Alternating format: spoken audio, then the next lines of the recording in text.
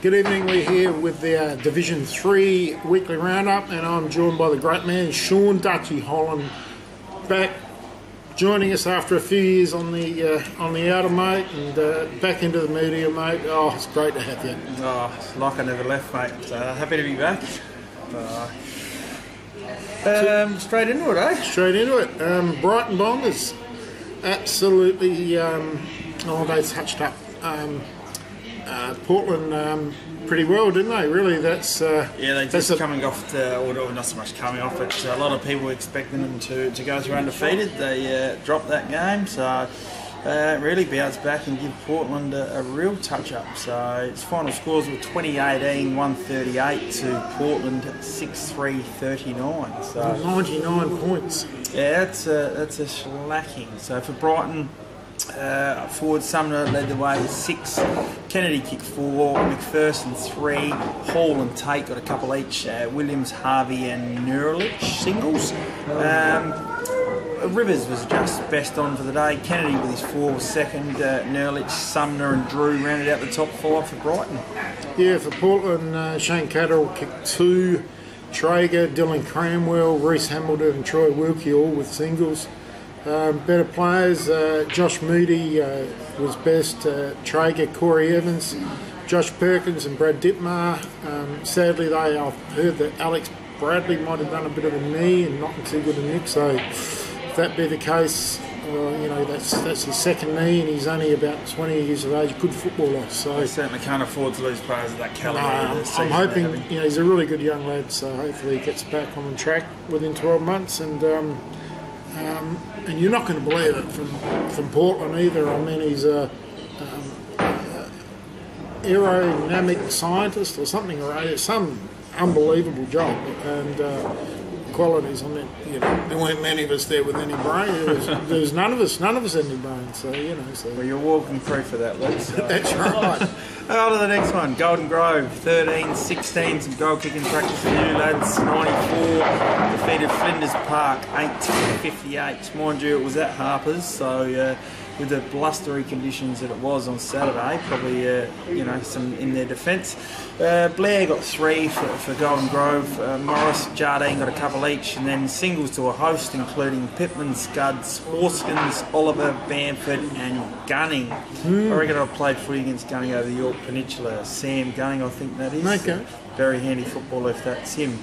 Scudsy was just best on in a dominant performance. He was really good. That was Sam Scuds. Yes, yeah. So young Ravlich was second, Pittman, Morridge and Spanoon rounded out the better players for the inaccurate Golden Grove. Yeah, Ainger kicked 3 up forward for Flinders Park, and there's just a host of singles with Botten and Hall and Blythe, Outer and Horsnell. Botten was best, Carol Ricci, Alder, Dunn and George rounded out the better players, but yeah, that's probably not where Kenners would want to be after losing that game. So next one, the Giant Killers St Rams. They've been in good form this year, haven't they? Matty Webber's done a good job there, and 13-17, 95, and touch it up Westies boys, 97-61, and all going well at the Big Owls car park. They had a darn good win. You should certainly told me after 8 rounds, Seaton going to be 7-1. I would have asked what you were smoking, but they'll take that.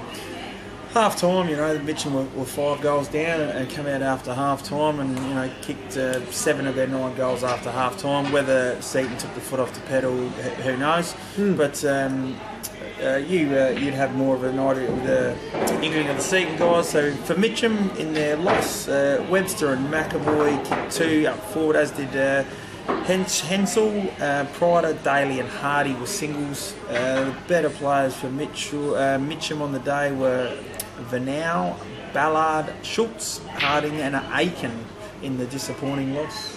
Yeah, a lot of the players are different, like since I was at Seaton, but Wild kicked 3, Goodwin kicked a couple, Lowry a couple, Gatt kicked a couple, Harlan up forward kicked 2. I've heard he's a good player up forward from the Adelaide Hills League. Toddy Gates was best. He's a good, solid, hard as nails defender. Lowry, Miller, Tremaine, and Wild. So darn good win to Seaton, and they sit them second on the ladder. Yep. Next one, mate. Walkerville hosted Plimpton, and Plimpton got up 18-7, 115 to Walkerville 12-5, 77.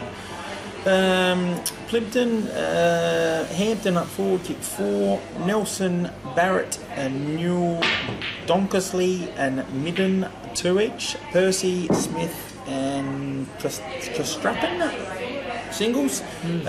Better players for Plimpton on the day were Nelson, Tan, Dunkley, Johns, and Kennywell in the impressive victory. That's, and for Walkerville, Schlicker kicked 2, Westbury kicked a couple. Schlicker, former Broadview player, he was best. Kirshner, Madden, long time Madden's been there. Kelson and Westbury. But Plimpton just rattling along nicely after a couple of big wins. And Westminster Old Scholars, they travelled down to West Lakes and got the job done relatively easy. 19-9, 123. Defeated Smosh West Lakes 13-3, 81. For Smosh, I heard Carl Mattner play really well and kick 4 goals. Beacon kicked 2, Hughes kicked 2. Lyndon Parham, Taylor Parham, a couple of goals each, a goal each. Gates, Kwan and Thomas the singles. Carlm was named best, Carl Mattner, so well done to Carlm. Madden, Gates, Harper and Kwan. And for Westminster, mate?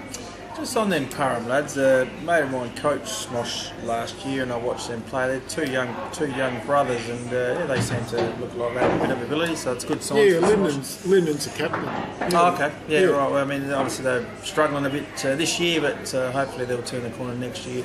Westminster, Shaddock forward with Rushby 3, Malcolm, Blessing, French, and Easton got a couple each. Goods, Drew, and Cowless singles. Newman was judged best on with Drew, Steer, Boylan and Goods rounding out the 5 in the impressive victory for Westminster. Yeah, no real great shocks. Probably maybe Golden Grove over Flinders Park. This week, mate, we've got a big game at Flinders Park, and see if we can see if Flinders Park can arrest the slide when they take on Seaton. Yeah, it's Flinders Park. I mean, I don't know how the Oval holds up these days, the amount of rain that's forecast during the week, but whether that suits them or Seaton, footy's a wet weather sport, isn't it? So, but I think Seaton sitting, second, 7-1. Yeah, it's impressive numbers. You can't look past that. I think it's going to be a right Thursday, Friday, so the Oval should be in pretty good nick at this point. Flinders Park's a nice deck, so. Plimpton take on Golden Grove at Plimpton. That'd be a tough game to tip. Plimpton are travelling well, but I mean Golden Grove are no mugs, so Plimpton at home for me. Just me for the too, home ground I think advantage. so. Yeah. Portland, now they take on Walkerville at home. Now, if ever Portland going to win one, it's going to be this week. Not for me. I think Walkerville. Yeah. Walkerville. I think their youth might just sniff an opportunity here, and Walkerville for me. Yeah, I'll take Portland at home. Yeah. Always tough to play at Port Reserve, and I remember a few years ago Walkerville travelled down there and got done by about 100 points, so they mightn't have fond memories. Mitcham take on Smosh West Lakes, and one of them could have a win. Well, that's what I was about to say. I can tip one of these clubs on Saturday night is going to have an absolute ball terror. So unless it's a draw. Yeah, no, you wouldn't be that harsh on people. Give them an extra 5 minutes or something. I'm actually going to go with Smosh. I hope for their sake that they get the job done and get a win and get some hope and some spirit going for the second half. Not to say anything against Mitcham, but I know a couple of lads at Smosh and they deserve the win. So. Yeah, I know Blacks really well, Westy and lads on either side, but I just think probably at home Mitcham might get the job done. Yeah. But, this will be a really good game because Westminster take on Brighton at Glendore, or Tilbrook Rashid as they call it. But Brighton are flying along. Westminster got a lot of players with ex-league and AFL experience in there. Yeah, granted, and you know as well as I do, when you come from that level of footballers that Westminster have, you always rise to a challenge, and it shouldn't be that way. It should be the week in, week out effort. But you know as well as I do, when you hear all this hype about Brighton, that they're going to come, Westminster are going to have a point to prove. I still don't think it'll be enough. You know, all my sources tell me how good Brighton are, and it's Brighton by how far. So for me, I think it won't be a huge margin, but Brighton in the 3 to 4 goal range. Yeah, and I've had Brighton play that full ground press, which you see in Division 1 and things like that. So, you know, obviously they've got their eye on a bigger picture in a few years' time, I would have thought. Yep. Just go through the ladder, mate, while we're here. So we've got Seaton and Brighton, or Brighton on top. Seaton second on percentage. It's a fair bit of percentage though, so that suggests Brighton are well ahead. Just that dropping that one game. Flinders round out the top 3 with 6 and 2, and then we've got 3 sides on 5 and 3. Golden Grove, Plympton, and Westminster. So the Plympton Golden Grove game we spoke about earlier should be a cracker. Walkerville 3 and 5. Portland with 2 and 6, and then the two sides yet to worry the scorers with 0 and 8, Mitcham and Smosh Westlakes playing each other this week. With one going to get a win. And even the percentage looks quite close in that. It looks to me that Mitcham tend to score a little bit more, where Smosh are a more defensive-minded outfit, although both sides haven't won a game. So but I hope for Smosh's sake they get up. We'll see you next week. Thank you.